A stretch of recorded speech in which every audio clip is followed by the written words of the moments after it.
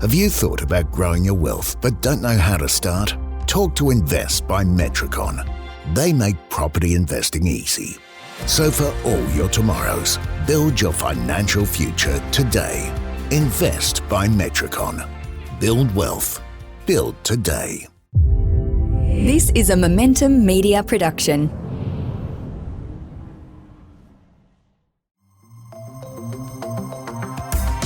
Welcome to the Smart Property Investment Show, the podcast by investors for investors. Hello, welcome to a brand new episode of the Smart Property Investment Show. Grace Ormsby with you today. Unfortunately, Phil Tarrant isn't around, but you've got me instead. Very exciting episode though, because we do have operating on the other end of a Zoom call right now. We have Jack Cole from the Mornington Peninsula down in Victoria. Jack, welcome to the Smart Property Investment Show. Hi, Grace. Thank you. You're the better looking version anyway, so rather have you on than Phil. Thank you. I like to think so. Probably not so great on the technical parts of the SPI show chat, but getting there. Excited to be here anyway. Jack, talk us through. I know that you've got a pretty big portfolio. You've got 10, is that correct? Or have you surpassed that now? No, we've sort of gone backwards a little bit. We've sold a couple recently, but then we're also doing, and when I say we, my partner and I, and my wife, I should say, are doing a new development which will turn 1 into 3. So we'll soon be back to 10, but we have sold a couple in the past couple of years just to be able to free up a little bit of money to be able to do some other things. Well, that's all really, really cool. And you're still in lockdown though. So, you're operating like we are here up in New South Wales, can't go anywhere, can't do anything. I do want to get onto that property portfolio thing, but how are you actually going at the moment? Yeah, no, look, my partner and I, we're very lucky. My wife's a nurse, so she hasn't been, I suppose, affected with her work or anything like that.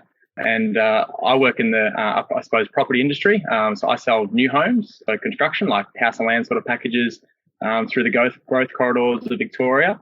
And I've been able to run pretty much as normal, running all my meetings online. The company I work for has some pretty good online marketing and tools that we can use for virtual tours. So to be honest, I haven't really been affected.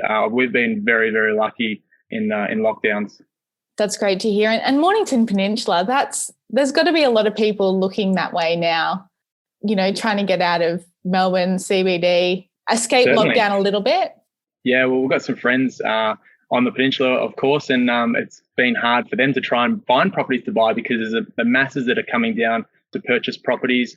A lot of expats coming back to Victoria and obviously buying in the nicer suburbs, which are obviously further down the peninsula from where I am. But yeah, it's a hot market down here, I suppose, like it is everywhere at the moment. But yes, I am very lucky to be in a beautiful part of the earth. And have you always lived there? Yeah, so I'm in Pearsdale, which is, I suppose, not as Mornington Peninsula as some other beautiful suburbs like Sorrento or something like that. But yeah, it's about sort of 15 minutes inland from Frankston, so we're reasonably close to the beach. And I grew up about 5 minutes down the road in the next suburb, so very close to home. So when you bought your first property, which was a fair few years ago now, did you buy local? You make me sound old. I mean, if you've got a few properties under your belt, so I guess that just brings up the maturity level a little bit. Yeah, so I was, I suppose, 18 when I did buy my first property. All the properties that myself and my wife have purchased over the years have been in Victoria, and we haven't purchased anything outside of Victoria. Yeah, so a saying that sort of come up years ago was sort of stick to what you know and sort of don't try and reinvent the wheel. So we've been lucky that we were both born into Victoria. We know the areas reasonably well and have purchased properties in a pretty, I suppose, up and coming state. It's one of the most popular states for people to live. Maybe changing now with Queensland, everyone sort of flooding up there. But no, we are very lucky to have purchased in Victoria. And yeah, the growth has obviously been pretty substantial over the years. Can you talk us through, Jack, that first purchase that you did make? Certainly. So yeah, it was reasonably local. So probably 20 minutes from where I grew up. I was 18, so reasonably young. I don't know why I wanted to get into property. I finished year 12. I didn't do all that well, but I did finish year 12. I wanted to be able to tick that off. I knew that I didn't want to go to university. It wasn't something I was interested in. And for whatever reason, something ticked in me that I just wanted to sort of generate money to be able to get into property. My dad was starting to get into property at that sort of stage. He'd purchased a couple of investments and I suppose I was, like most young people, sort of following their father's footsteps. So I sort of took that as what I was meant to do. And yeah, so I purchased my first property 18. It was a piece of land and wanting to build a house on it. So I suppose you'd say a house and land package as such. And whether it was luck or whether it was meant to be, but I purchased it. The titles came through about 9 or 10 months later. And by the time the land actually settled, I'd probably made about $20,000.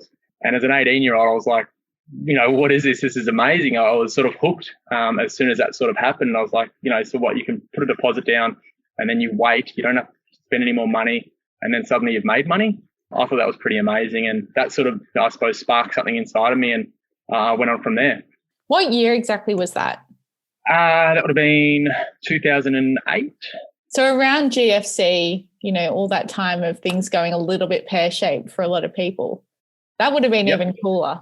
So super naive, young and dumb. I wasn't even aware of obviously that sort of side of things, and the fact that we'd just gone through a massive sort of recession and so much sort of changing. And I was not even, I was clueless. And that's probably the best thing that happened, the fact that I wasn't aware of what's sort of gone past.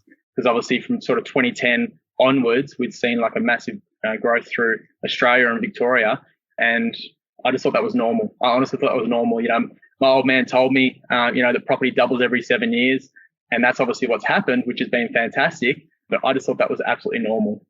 So when you did buy that first place, you obviously had to put the house onto it after you bought the land. Were you clueless enough to not really know what kind of property to put on there, or what ended up happening with that?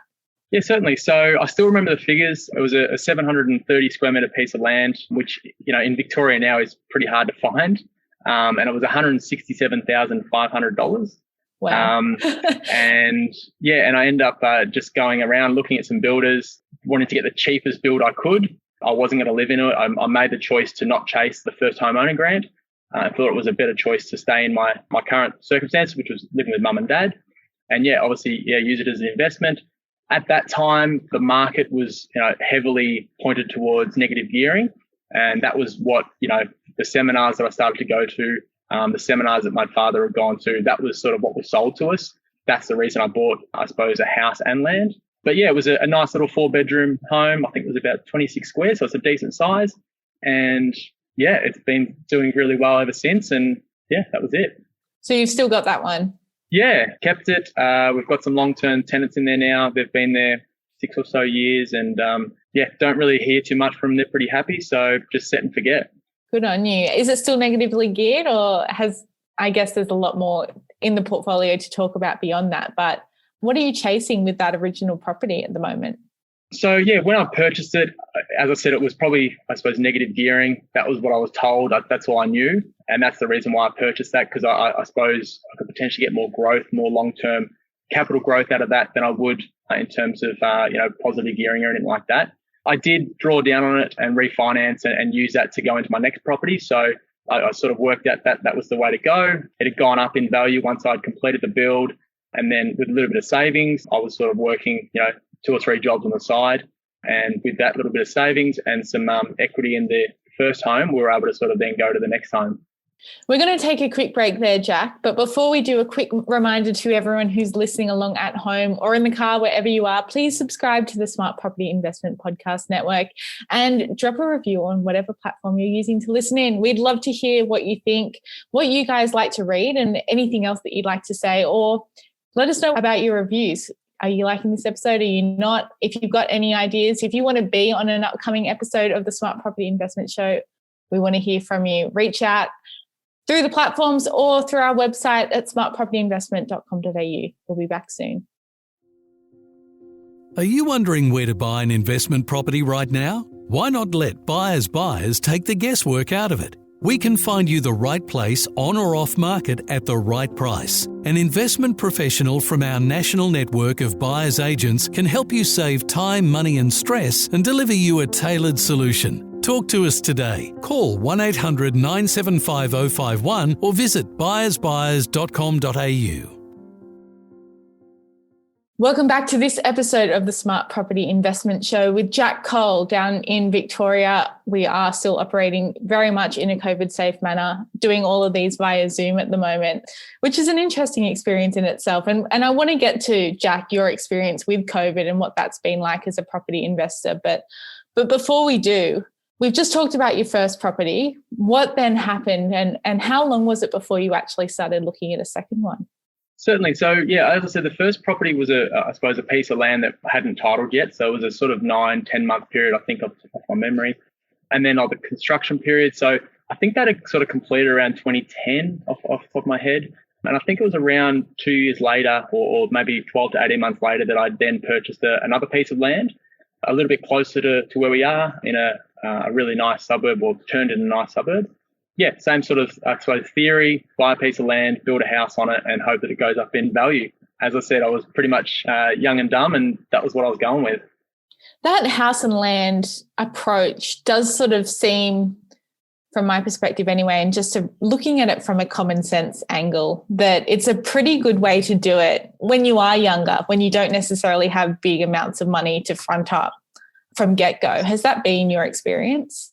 Certainly. I think it also maybe takes out a little bit of the risk. Buying an established home, you can, buy a lemon. There are properties out there that are covered up, and you might buy something that, might not be as good as you thought it was. Buying a piece of land and building a new home on it, you have got that guarantee that it's a new home. The builder has to warranty it for 7 years. So, it's reasonably safe in that aspect. And yeah, you're exactly right.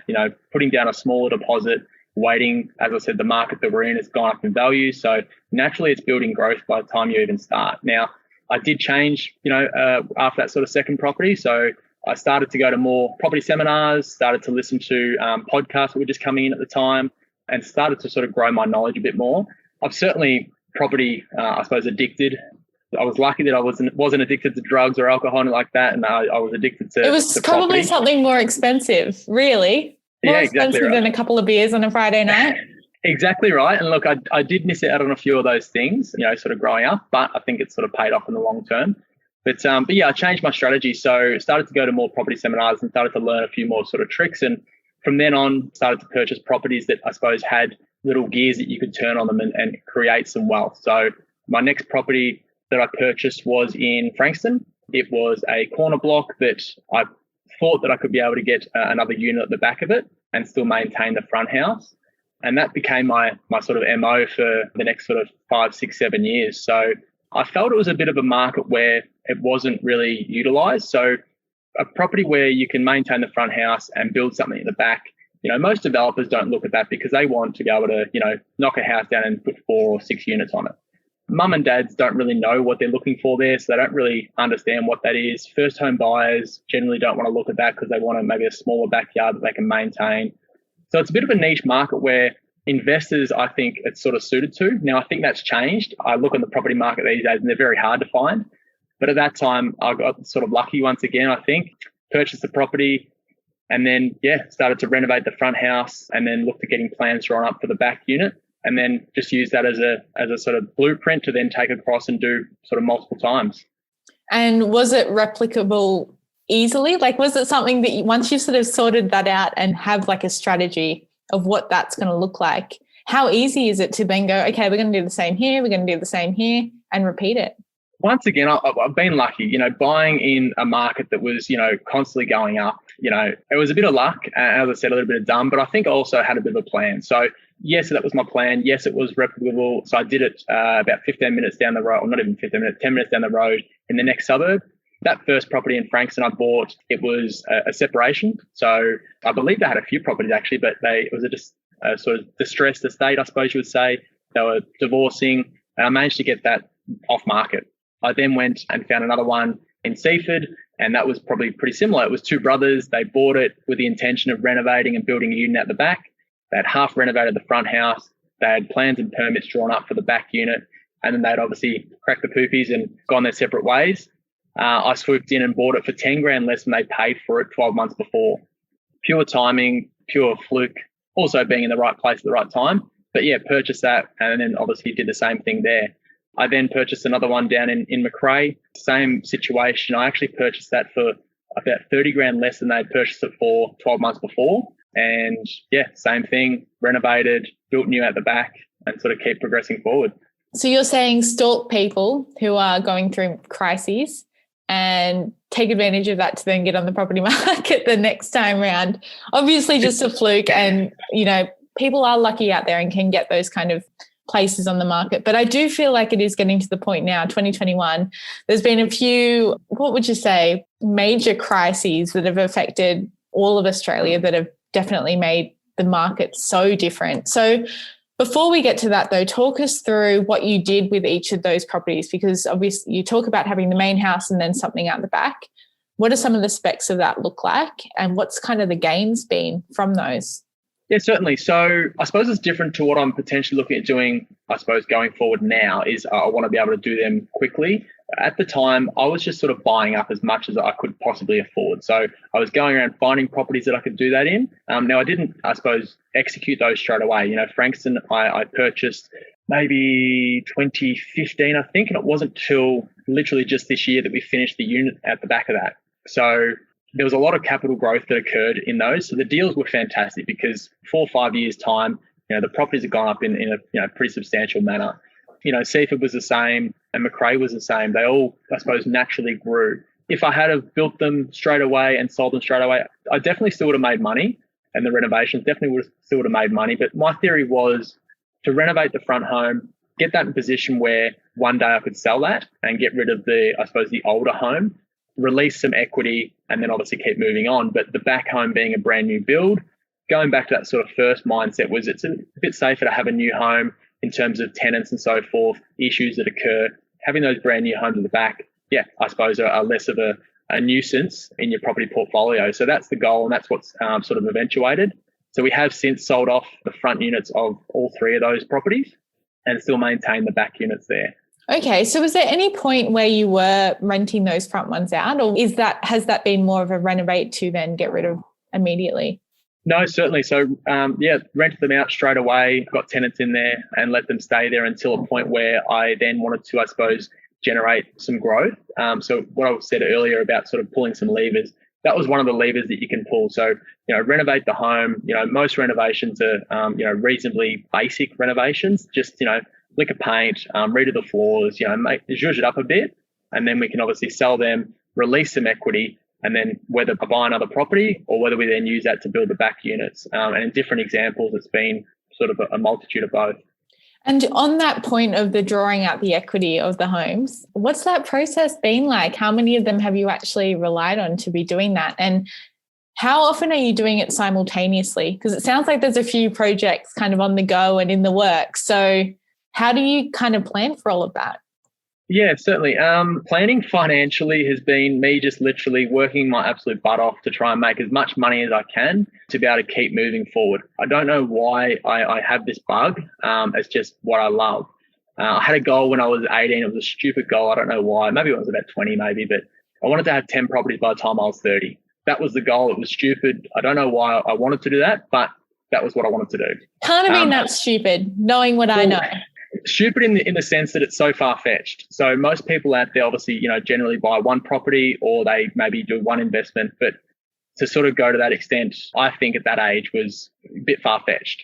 I think you also got to have, plans in place. And although it wasn't a plan, it was maybe a goal. Yeah, obviously if you don't set those goals, you'll never achieve them. It's not been easy. My partner's been obviously massive in supporting what I've been able to do. She's renovated, moved probably a dozen times. We both lived with my parents until we were 26. So we didn't move and have our own home until then. We've been together since we were 18. So we've been together 12 or 13 years now. And we lived together with my parents until we were 26. So we hadn't actually, I suppose, had that enjoyment factor of moving out, having that exciting thing of having your own home until we're actually 26. So you do have to delay a bit of that gratification. If you're wanting to do something like this, if young people out there listening wanting to do this, you can't have your cake and eat it too. It's not possible. You might have to have a few of those, I suppose, long-term holidays. Everyone goes on to Europe and so forth. Push those back a little bit. And the rewards will end up coming, won't they? Yeah, so the whole point of doing this, the whole reason doing this, I don't want to be a millionaire, billionaire, anything like that. That's not why I've done this. The whole point is that I want to be able to enjoy my family. We don't have any children yet, but we certainly hope to in the soon future. And I want to give them the best upbringing I can give them, but I also want to be able to enjoy it with them. There's so many people out there that work till they're 60, 70 and even further and don't have that time to enjoy it. So I figured if I work my absolute butt off, we might be able to change that up a little bit and enjoy the time with them in the long term. Sounds like a great plan, Jack. And you've obviously crunched a lot of numbers to get to the point that you're at now. So as we do stand now in 2021, where are you looking to finish up with your property journey? What are you looking to actually achieve? Yeah, certainly. So we wanted to achieve a goal that we had, which was buy our long-term property. So we wanted to live in, as I said, we lived in from the age of 26 until the start of this year. So about 6 months ago, 8 months ago, we lived in renovators, dilapidated homes. We lived in everything. And were you living in the properties that you were buying as investments? Well, not until later on. So as I said, we stayed at home until we were 26. Yeah. So stayed with mum and dad out in the shed out. They had a couple of acres, so we're out in a shed out there. Stayed there till we were 26, moved out of home, moved into the homes and sort of started to renovate and then sort of move on to the next one. So we're always living in renovators' delights. My partner, she has put up with a lot. And, sometimes it's not as good as it all sounds. It obviously sounds like it's been easy, but it hasn't. At no point have we, I suppose, found it easy. It's been a bit of a battle, but it's a good battle. So we had a goal that we wanted to buy our forever farm, I suppose, as soon as possible, and that occurred earlier this year. So we purchased a nice little hobby farm here in Pearsdale, and this is hopefully the end for us. I've got the bug. I'm never going to stop. I'll still be doing some things on the side. As I said, I've got a project that I'm starting later this year, which will be a 1 into 3. And long term, I'm actually going to step into it potentially full time, but as a business rather than a, I suppose, personal aspect. So we've built it up as on a personal side of things. I now want to set that aside and then potentially move into it as a career. Why do I feel like you guys would be good on the block? She's very, very good with design and colours and all that sort of stuff. I've got no idea, so I don't profess to know any of that. So the structural side of things, though? I'm handy enough. My brother's helped me along the way. He's been massive. He's a carpenter by trade, and he's been able to help with the renovations. So I could not have done it without him. And I've learned a few tricks. I don't think I could do it for the reality and the cameras and all that sort of things. We're not into that sort of stuff. So no, we're happy just ticking along. We're going to take another quick break, but we'll be back soon with more from the Smart Property Investment Show.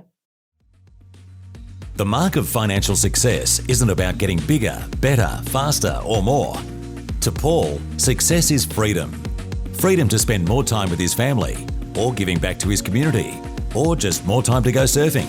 Paul Glossop, an award-winning property buyer and regular guest on the Smart Property Investment Podcast, has taken the lessons he's learned building a multi-million-dollar property portfolio and laid them out in his best-selling book, A Surfer's Guide to Property Investing.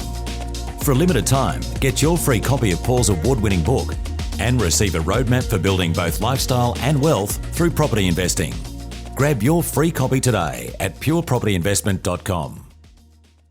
Welcome back to the Smart Property Investment Show, where I'm talking to Jack Cole down in the Mornington Peninsula, which is a lovely part of the world, Jack. I'm very jealous sitting here in my apartment in Sydney, not able to go outside. But you guys are in lockdown too, so I'll keep that in my mind as well. But obviously so much has gone on in the last 2 years alone. How has that affected your thoughts with the property side of things and investing and looking at new opportunities? And then even as well, it would have been a bit risky. I don't know whether you would have thought that too, but to be buying a forever home in this kind of period of time. Talk us through the thought process that you've sort of been through for the last 2 years. Certainly. So just before it all happened, we actually had finished up building in Seaford, building the back unit, and we'd finished the renovation and we were putting the home up for sale. So it was a weird time because obviously COVID had just hit. We had no idea what it was. We spoke with the agent. We're like, what are we going to do? Are we going to sell it? Are we going to wait? We had a goal to get it sold before the end of the financial year. So I think it was around maybe March when COVID sort of came in. We thought, let's just chuck it up, see what happens and see if we can, sort of sell it. The first couple of weeks was, dead as a doorknob. And then I think when people become accustomed to COVID and the fact that we may not be getting out of it as quick as we sort of once thought, I think the world moved on. And the property market's shown that over the last few years that even big things like, a pandemic, it's not going to stop the property market in Australia. So we sold, and then we were going to move into another property to potentially sell that. Now, the good times and the bad times of investing, but also of COVID. So the tenants that were there, they hadn't paid for, I think about 3 months they hadn't paid. So we were just trying to get them out. We were going to move into there to live there for a little while as, I suppose, a bit of a trick to maybe get them out. We were going to take that up. COVID hit, we couldn't get them out. The police weren't doing any evictions, and we ended up swallowing around $12,000 worth of lost rent because we couldn't get them out, and we're still chasing that up, going through court and all those sorts of things. So we'll VCAT. So there are definitely some sort of downsides of it. Now, at the end of the day, that's the worst thing that's happened in my 13 years of investing. So touch wood, nothing else happens. But if that's the worst that's happened, I'm pretty happy. We ended up living with my brother and his fiance. So because we couldn't move into there and we'd sold the place, we had nowhere to go. We ended up moving in with him. And that was, 6 months of fun, having COVID, living together. We hadn't lived together since we were 13 or 15 or something like that. So it had been a while. And it was fun. It was really, really fun. We were gracious that we had that place to go. But that was the fun of it. So we went through that. We lived there for 6 months, and then we moved on to the next one and started to renovate again and jump back in the game. So I suppose the lesson in all of this is don't stop. Don't let things get in your way. Keep moving forward. What was that like, Jack, then? Was there a point that you went, hang on, this is all going to be okay? Like, we've got this? Because obviously, at first, there was some pretty big predictions going on, 30% price drops and the like. What's it like with your risk profile? Were there any times where you went, this could go really pear-shaped, or was it all just, we'll just keep going? Like, what's the worst that can actually happen? Certainly. So my risk profile is reasonably high. For whatever reason, I've wanted to take risks along the way. And I think you have to if you're going to get anywhere. They're calculated risks. I'm not just, throwing, something into the wind, but they're calculated risks, and you got to keep pressing forward. So I suppose the media, they try and get on top of things and move the market, and sometimes they do, but I think what eventuated was a 5% drop, and in the scheme of things, it's nothing. I couldn't foresee the drop that they were talking about. It doesn't make sense when so many people want to live in Australia and Victoria. There's a shortage of houses. Why the price is going to drop? Prices, it's all supply and demand. If the demand obviously, sort of stops and the supply is, really high, then obviously the prices are going to drop. But when the demand is still reasonably strong and the supply is not very strong, then you're still going to have that sort of growth. So I think you can get caught up in the media, and I would highly recommend people don't get caught up in the media. Do the research outside of the media, whether it's through podcasts or whether it's through mentors that you might have, but don't always listen to the media. Did you think when you first started investing, obviously you talked about doing it all quite locally, but no one could have thought, I guess no one could have really predicted just how much spread we would have seen out to the regions. What's your capital growth been like, if you don't mind me asking? And how much have you actually just benefited, do you think, from being on the Mornington Peninsula and just seeing people wanting to leave Melbourne in droves? 100%. So I've said this before to my partner. I've said it to my father. Super, super lucky to be born into where I was born into. At the end of the day, if I was born into a mining suburb in Western Australia, life would have been so different because I would have purchased probably where I lived, and, the story would be so different. So firstly, to answer your question, 100% super lucky to, I suppose, have been, purchasing in the areas that I live. And that's what I've stuck to. I haven't purchased outside of that. I have got, weird and wonderful ideas along the way. And luckily I've had my dad to sort of mentor me and sort of pull me back in. So I looked at buying into different regions through New South Wales and through Queensland, and maybe one day I will. But going back to what I said earlier about sort of sticking to what I know this area, I know it works, and it's, I suppose, proven that. In terms of capital growth, if you want the hard and fast figures, I think at the moment we sort of own about $6.5 million worth of property, and we owe about sort of $4 million worth. So there's a couple of million in sort of growth that's occurred. Some of that's through obviously generating growth ourselves through renovating and subdividing. And some of that is definitely just through the fact that people want to live in Victoria. Which is a great and exciting point to be at in your property journey, I'm guessing. Where is it to from here? You've alluded to, a project where you're looking at splitting something into 3. What's the next step for you? Is it that move into property investing full time, or is that still a little bit further down the track? Yeah, certainly. Good question. So the next property that we're going to be doing is the last property that we have that hasn't been, I suppose, generated. So it's the last one we haven't subdivided. So that'll be the last one of the properties that we hold. And then it will be whether I do decide to get into it as a career. And I think that's definitely the way I will end up going. The career I'm in at the moment, selling new homes, I'm reasonably successful at that. I've done that for 6 years now, and in the sort of maybe top 3% of the market in doing that. So The hard thing is giving that up. It's reasonably lucrative, and I do make a decent income doing that. And that's going to be the trick and when to call it. I'm going to be doing some things on the side, potentially JVing with some people, with some money partners, and maybe getting a few development sites underway on the side. And if that sort of works out over the next coming years that I'm able to step into it full time, then that's definitely the goal. I talked about wanting to have children and wanting to have a lot more time for them. Well, I think I can do that and do both. I think I can still have a business, generate, an income and wealth, whilst also, I suppose, giving my future kids the time they need and my wife the time she needs. So I'm trying to get that sort of, happy medium.